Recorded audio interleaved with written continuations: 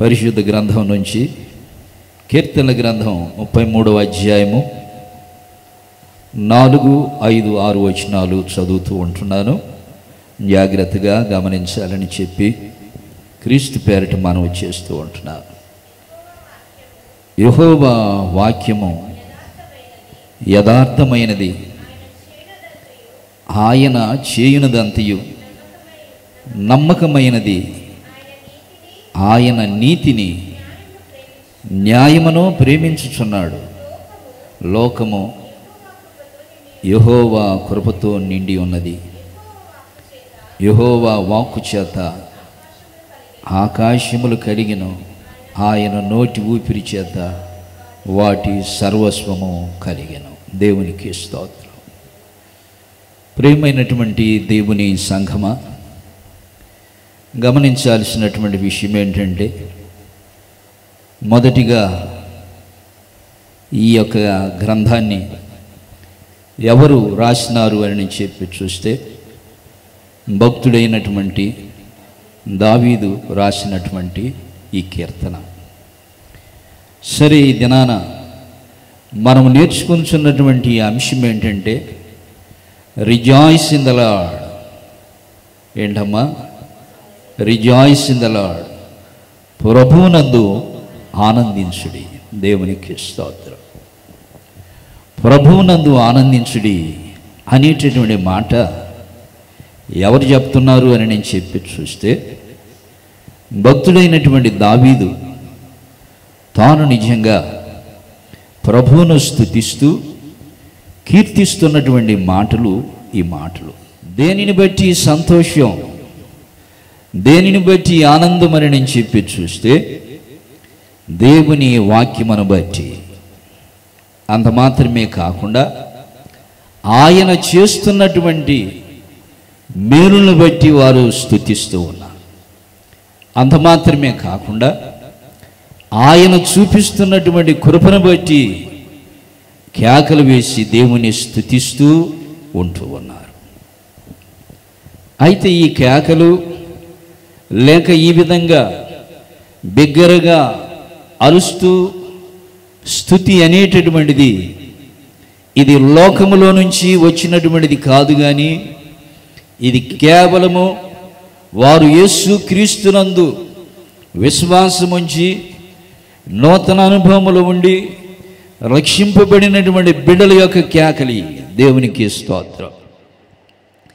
ఎందుకు ఈ విధంగా కేకలు వేస్తున్నారు అనేటటువంటి మాటను మరలా నేను చెప్తూ ఉంటున్నాను. ప్రభు అయినటువంటి యేసు క్రీస్తుని ఆయన స్వంత రక్షకునిగా అంగీకరించినటువంటి దాన్ని బట్టి, దేవునిలో ఉన్నటువంటి ఆనందమును బట్టి వారి కేకలు వేస్తున్నారు. దేవునికి స్తోత్రం. ఈనాడు నిజంగా చాలామంది లోకములో కూడా కేకలు వేస్తున్నారు. ఈ కేకలు దేనికంటే, కొంతసేపు నిన్ను ఉల్లాసపరచటానికి, లేక లోకములో వేసేటటువంటి కేకలు నిన్ను ఏదో కొంచెంసేపు ఉద్రేకంతో అరిచేటటువంటివి. యేసు క్రీస్తునందు మనం విశ్వసించి ఆయనని నమ్ముకొని ఆయన యందు భయభక్తులు కలిగి రక్షింపబడిన వారి యొక్క కేకలు చాలా ప్రత్యేకమైనవి. దేవునికి స్తోత్రం. ఏంటి సంతోషం, ఏంటి ఆనందం అని చెప్పి ఈ ప్రజలు ఎందుకు కేకలు వేస్తున్నారంటే, ఆయన వాక్యమును బట్టి సంతోషం, ఆయన మన పక్షాన చేస్తున్నటువంటి మేలును బట్టి సంతోషం, ఆయన మన పక్షాన చూపిస్తున్నటువంటి కృపను బట్టి సంతోషం. దేవునికి స్తోత్రం. ఏదైనా ఒక రాజు నిజంగా తన బలమును బట్టి, తన శౌర్యమును బట్టి రక్షణ పొందగలడా అని నేను చెప్పి చూస్తే రక్షణ పొందలేడు.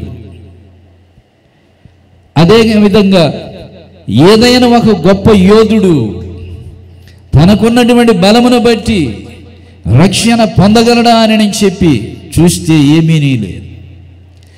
లేఖనము సెలవిస్తున్నటువంటి మాట ఏంటంటే, కొందరు నిజంగా గుర్రములను బట్టి రథములను బట్టి అతిశయించుదురు కానీ దావీదు అంటున్నాడు కదా, నేనైతే నా దేవుడైనటువంటి యెహోవాను బట్టి ఆనందించుతున్నా. దేవునికి స్తోత్రం. లోకములో నిజంగా రథములను బట్టి, గుర్రములను బట్టి ఈ విధంగా అతిశయిస్తున్నటువంటి ప్రజలు లేకపోలేదు. రాజులు సైతము నిజంగా తనకున్నటువంటి బలమును బట్టి, శౌర్యమును బట్టి అతిశయిస్తూ ఉంటున్నారు. వీటన్నిటికంటే కూడా శ్రేష్టమైనది ఏంటంటే, యేసు క్రీస్తుని తన సొంత రక్షకునిగా అంగీకరించినటువంటి వారు వేస్తున్నటువంటి కేకలు ప్రత్యేకమైనవి. దేవునికి స్తోత్రం. లేఖనము సెలవిస్తున్నటువంటి మాట ఏంటంటే, ఆయన ఆకాశమందుండి తన బిడ్డలను చూస్తున్నటువంటి వాడు. దేవునికి స్తోత్రం. అంత మాత్రమే కాకుండా ఆయన తన బిడ్డలని నిత్యత్వములోనికి నడిపించేటటువంటి దేవుడు. అంత మాత్రమే కాకుండా ఆయన తన బిడ్డలు కరువులో ఉన్నప్పటికీ, కష్టముల్లో ఉన్నప్పటికీ ఆకాశమందుండి చూస్తున్నటువంటి దేవుడు. దేవునికి స్తోత్రం. ఇంత ప్రొటెక్షన్, ఇంత నిజంగా తన బిడ్డల పక్షాన ఉన్నతమైనటువంటి ప్రేమను కలిగినటువంటి దానిని బట్టి భక్తుడైనటువంటి దావీదు నిజంగా